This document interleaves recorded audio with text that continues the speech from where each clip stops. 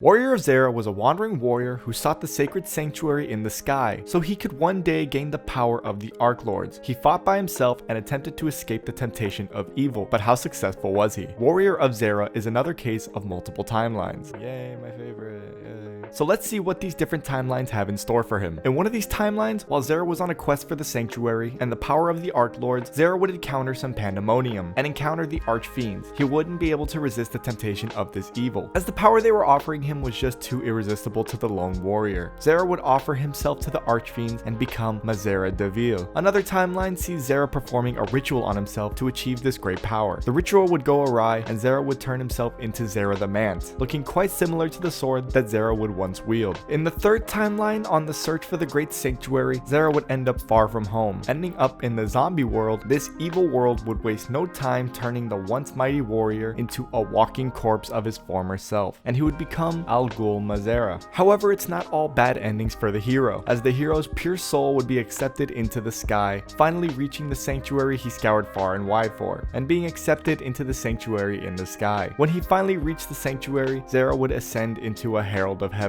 Zera would continue to fight, feeling more powerful and inching closer to the power of the Arc Lords he so desperately craved. He soon would achieve it in becoming Arc Lord Zerato, finally achieving the angelic power he's been after. In fact, he enjoyed this power a little too much. It's almost as if it wasn't enough for him. He started to crave more and more power, bringing down the whole sanctuary so he could get the power he craved and become Dark Lord Zerato. But luckily, in the final timeline, Zera, after being accepted into the sanctuary as Herald of Heaven, his pure and noble soul would fight off all the temptations of evil, refusing to be tainted by any wickedness and protecting all that is pure. He would ultimately become Angel of Zera. Thank you guys so much for watching, and thank you to my Patreon supporters, TWR Gaming, Paul Kaiserin, Tyrannicule, and Skull Servant. This has been a highly requested lore for quite some time, so I hope it lived up to your guys' expectations. Thank you guys so much again for watching, and that was the lore of Warrior of Zera.